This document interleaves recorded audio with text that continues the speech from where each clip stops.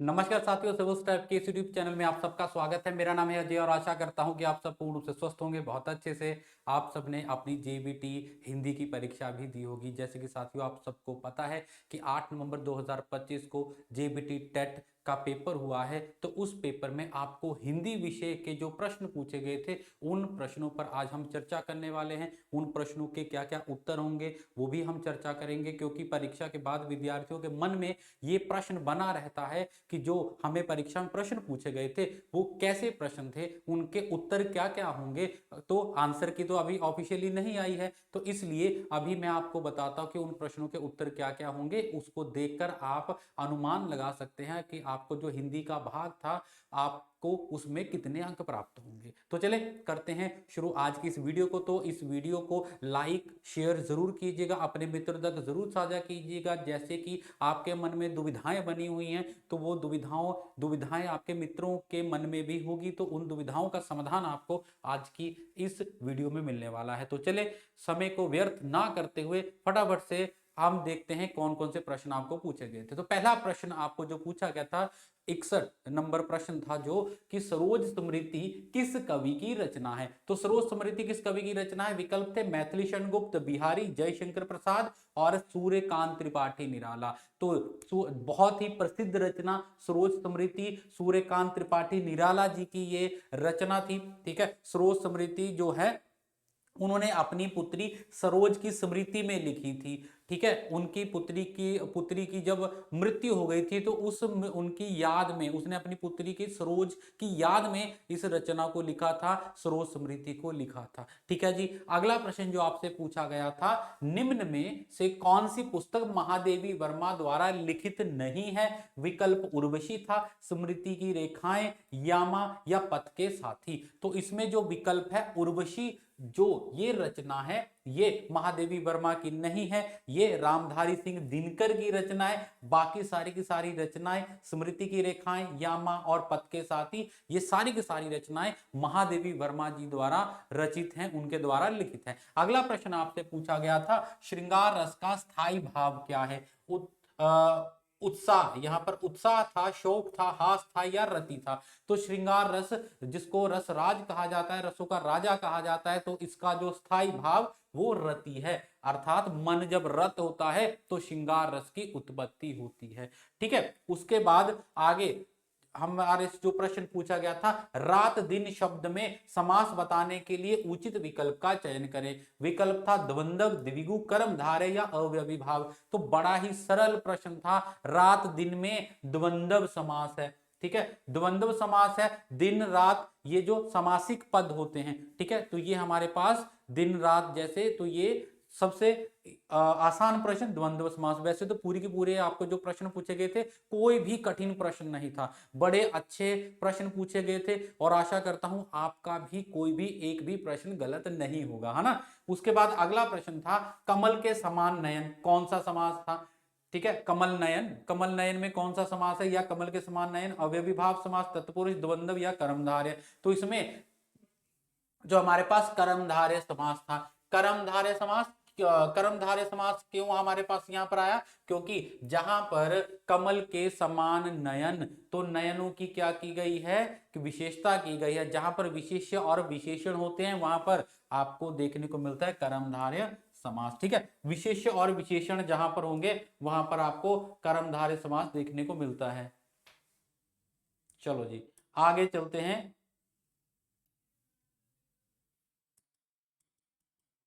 जो अगला प्रश्न जो हमारे पास था, देखेंगे कि निम्न में से किसे रसराज कहा जाता है? रसराज अर्थात रसों का राजा। ठीक है, श्रृंगार रस, वीर रस, शांत रस या विभत्स रस? अभी मैं आपको बताया हूं रसराज किसे कहा जाता है, तो वो हमारे पास श्रृंगार रस। ठीक है, जिसका स्थायी भाव हमने अभी देखा था वो रत अर्थात प्रेम। उसके बाद अगला प्रश्न हमारे पास था, शुद्ध शब्द का चयन कीजिए। उज्जवल, उज्जवल किस प्रकार से लिखा जाएगा? तो उसका विकल्प ए बिल्कुल सही विकल्प था, उज्जवल की वर्तनी ये है। ठीक है, उसके बाद हमारे पास था, व्यंजन वर्षों की कुल संख्या कितनी है? यहां पर व्यंजन वर्णों की आना था। ठीक है, व्यंजन वर्णों की कुल संख्या कितनी है? 11, 36, 32 या 33? तो सही विकल्प है 33। ठीक है, इसमें 33 वर्ण है जो व्यंजन वर्ण, ठीक है, 11 स्वर और 33 व्यंजन। उसके बाद आते हैं चारु चंद्र की चंचल किरणें खेल रही थी जलथल में, कौन सा अलंकार है? बहुत ही साधारण, यमक, उपमा, रूपक या अनुप्रास। तो यहां पर हमारे पास अनुप्रास अलंकार होता है, क्योंकि जहां पर एक वर्ण की आवृत्ति आपको बार बार देखने को मिलती है तो वहां पर अनुप्रास अलंकार होता है ना। तो अनुप्रास अलंकार में यहां पर आपको एक वर्ण की आवृत्ति बार बार देखने को मिल रही है, ठीक है। जब एक वर्ण की आवृत्ति बार बार होती है तो हमारे पास अनुप्रास अलंकार होता है। आगे हमारे पास था वर्णों के समूह को क्या कहते हैं? वर्णों के समूह को क्या कहते हैं? समूह शब्द, संयुक्त शब्द, वर्ण माला या इनमें से कोई नहीं। तो वर्णों के समूह को वर्णमाला कहा जाता है, क्योंकि वर्णमाला की जब हम परिभाषा पढ़ते हैं तो उसमें ये पढ़ा जाता है कि वर्णों के व्यवस्थित समूह को वर्णमाला कहा जाता है, क्योंकि हमारी वर्णमाला में वर्णों का व्यवस्थित रूप देखने को मिलता है, हर्षव, दीर्घ, पलुत, है ना। तो इस तरह से महाप्राण, अल्पप्राण, घोष, अघोष, तो एक व्यवस्था से वर्णों की व्यवस्था की गई है, उनको स्थापित किया गया है, इसलिए वर्णमाला जो हमारे पास आती है उसको कहा जाता है वर्णों का समूह। उसके बाद हमारे पास प्रश्न था आंखों में गड़ना, मुहावरे का अर्थ हमें बताना था। आंखों में गड़ना विकल्प था गौर से देखना, मन में खटकना या सहन न कर पाना, किसी वस्तु को पाने के लिए उत्कर्ष लालसा। तो इसका सही विकल्प जो हमारे पास था कि इसमें पूछा गया था आंखों में गड़ना, तो क्या कहा जाता है? तो देखो, मन में खटकना, जब कोई व्यक्ति हमारे मन में खटकता है ना तो कहते हैं ये मेरी आंखों में गड़ रहा है। गड़ना मतलब चुभना, जिसको बोला जाता है गड़ना, है ना। तो चुभना शब्द अवधी भाषा का शब्द है गड़ना। तो आंखों में गड़ना अर्थात खटकना या चुभना जो बोला जाता है। तो मन में खटकना, जो व्यक्ति मन में खटकता है वो आंखों में गड़ता है, ठीक है। उसके बाद आगे जो हमें प्रश्न पूछा गया था वो था दावा नल। दावा नल किसे कहा जाता है? पानी की आग को, जंगल की आग को, हृदय की आग को या पेड़ की आग को? तो देखो, दावानल कहा जाता है जंगल की आग को। जब जंगल में आग लग जाती है तो उसको दावानल कहा जाता है, ठीक है। तो इसमें विकल्प जो बी विकल्प बिल्कुल सही विकल्प था। उसके बाद ईमानदारी कौन सी संज्ञा है? ईमानदारी में कौन सी संज्ञा है? व्यक्तिवाचक, समूहवाचक, भाववाचक या इनमें से कोई नहीं। तो ईमानदारी में कौन सी संज्ञा होगी? ईमानदारी हमारे पास भाववाचक संज्ञा इसमें आती है, क्योंकि ईमानदारी वही चीज की महसूस भाव है एक ईमानदारी, ठीक है। क्यों? और ईमानदार क्या हो गया?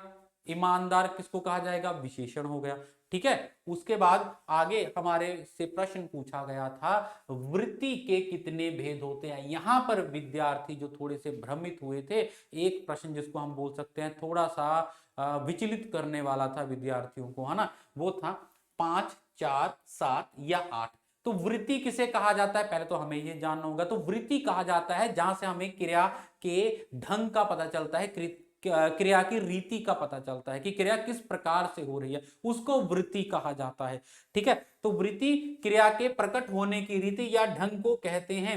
और कामता प्रसाद गुरु ने वृत्ति के 5 भेद माने हैं, ठीक है। कौन कौन से? संकेतार्थ, संभाव्यार्थ, संदेहार्थ और विध्यार्थ, ठीक है, और निश्चयार्थ। ये हमारे पास वृत्ति के भेद आते हैं, कितने? 5 भेद, ठीक है। उसके बाद हमारे पास आते हैं झगड़ालू में प्रत्यय बताना था। झगड़ालू शब्द में कौन सा प्रत्यय है? आलू, उ, आऊ या इनमें से कोई नहीं। तो इसमें सही विकल्प था आलू, ठीक है। झगड़ालू में झगड़ मूल शब्द है और आलू इसमें प्रत्यय लगा है, झगड़ आलू, झगड़ालू बनता है, ठीक है। उसके बाद था प्राक्रम में उपसर्ग हमें बताना था। प्राक्रम में कौन सा उपसर्ग था? प्र, प्रा या कम या पर। तो प्राक्रम में हमारे पास प्रा उपसर्ग है, ठीक है। प्रा उपसर्ग इसमें मिलता है, ठीक है। और प्रा जिसका अर्थ होता है श्रेष्ठ, प्राक्रम, ठीक है। प्रा मतलब श्रेष्ठ, तो प्रा उपसर्ग इसमें मिलता है हमें। उसके बाद है अल्प प्राण नहीं है। इनमें से अल्प प्राण कौन सा नहीं है? ट, र, प या ह। तो इसमें से ह जो विकल्प था, ठीक है। ह जो विकल्प था वो अल्पप्राणी वो महाप्राण के अंतर्गत आता है, ठीक है। तो ह वर्ण इसमें से सही विकल्प था। उसके बाद था सुलभ का विपरीत अर्थक हमें बताना था। सुलभ का विपरीत अर्थक क्या है? सहज, प्राप्त, दुर्लभ या असुलभ।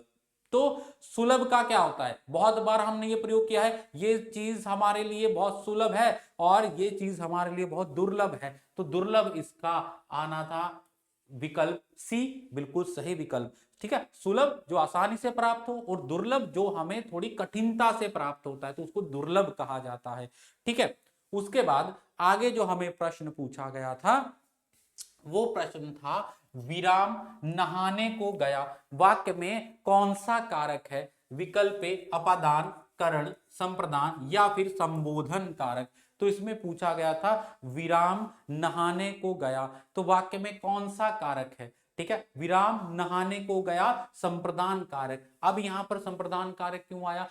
जहां पर किसी के लिए कुछ करने का भाव हो, किसी को कुछ देने का भाव हो, वहां पर संप्रदान कारक आता है, ठीक है। तो जैसे नहाने को गया, ठीक है, तो मतलब किसी के लिए कुछ करने गया। नहाने को मतलब नहा रहा है, किसी के लिए नहा रहा है, ठीक है। हम ये भी कह सकते हैं अपने लिए नहा रहा है, परंतु कुछ करने गया, करने का भाव हो या फिर कुछ किसी को देने का भाव हो, वहां पर संप्रदान कारक होता है। तो नहाने का, वो नहाने को गया तो मतलब किसी कारण नहाने को गया होगा ना, तो उसमें किसी के लिए कोई भाव है, किसी के लिए कुछ करने का भाव है, तो यहाँ पर संप्रदान कारक हमारे पास आता है।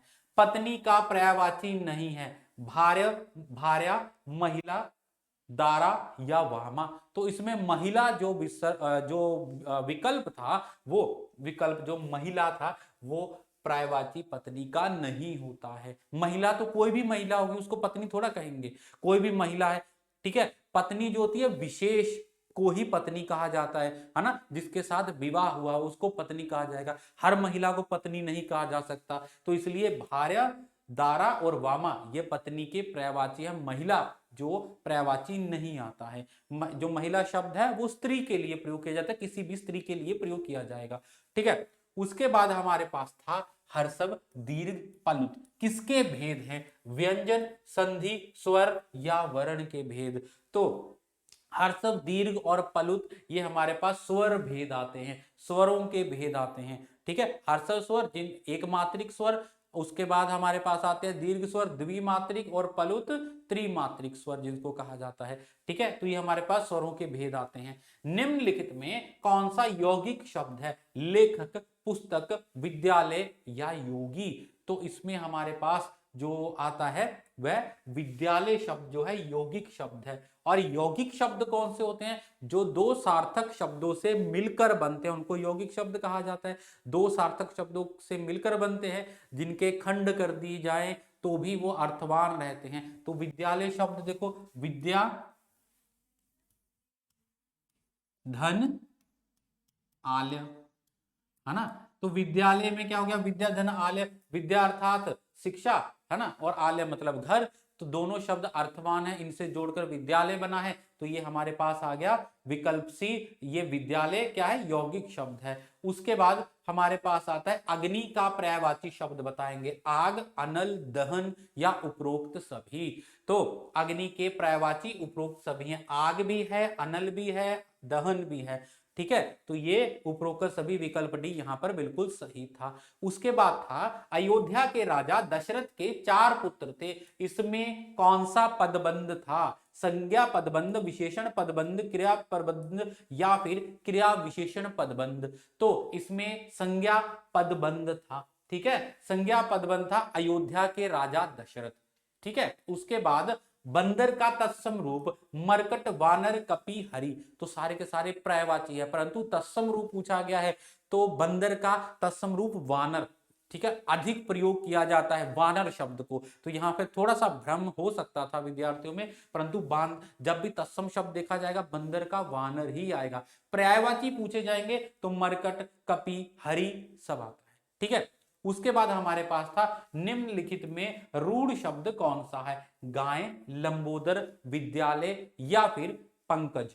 तो इसमें हमें रूढ़ शब्द पूछा गया था जो कि गाय शब्द है, ठीक है। रूढ़ शब्द ऐसे शब्द होते हैं कि जिनको खंडित कर दिया जाए, जो एक से अधिक वर्णों से मिलकर बनते हैं, और अगर उनके खंड कर दिए जाएं तो वो निरर्थक हो जाते हैं, ठीक है। तो इसलिए रूढ़ शब्द गाय आता है। बाकी लंबोदर, विद्यालय, पंकज, ठीक है, ये रूढ़ के अंतर्गत नहीं आते हैं। आगे हमारे से प्रश्न पूछा गया था, वो का उच्चारण स्थान हमें बताना था। दंत है, ओष्ठ है, कंठ है या दंतोष्ठ है। तो व का उच्चारण स्थान दंतोष्ठ है। दांत और ओष्ठों की सहायता से जिन वर्णों का उच्चारण किया जाता है उन्हें दंतोष्ठ कहा जाता है, ठीक है। उसके बाद हमारे पास आता है, मैंने सुना है कि कल हड़ताल होगी। वाक्य कौन सा है? सरल, मिश्र, संयुक्त या इनमें से कोई नहीं। तो ये मिश्र वाक्य है, ठीक है। ये मिश्र वाक्य के अंतर्गत आता है कि मैंने सुना है कि कल हड़ताल होगी। एक मुख्य और एक उपवाक्य इसमें है, ठीक है। उसके बाद कान में तेल डाले रहना, लोकोक्ति का अर्थ हमें बताना था। कपटपूर्ण व्यवहार करना, कहने से काम ना करना, कुछ सुनने को तैयार ना रहना और व्यर्थ बैठे रहना। तो कान में तेल डालना, बोलते हैं ना कान में तेल डाल लो, कान में तेल डालकर सुनो, अर्थात कुछ सुनने के लिए कान में तेल डाल लो, मतलब सुनने के लिए तैयार रहना, ठीक है। ध्यान पूर्वक सुनना, तो कान में तेल डाल लो, ठीक है। तो इसका अर्थ क्या हुआ? कुछ सुनने को तैयार रहना, ठीक है।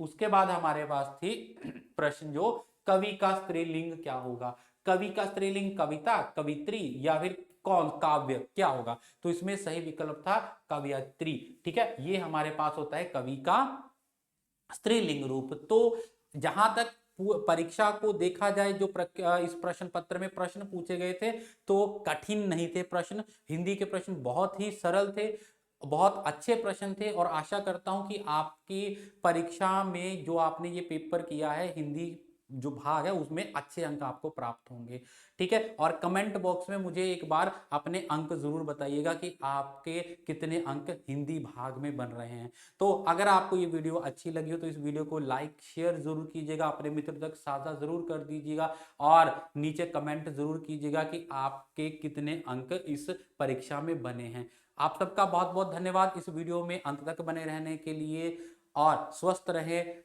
और मस्त रहें, प्रसन्न रहें। धन्यवाद।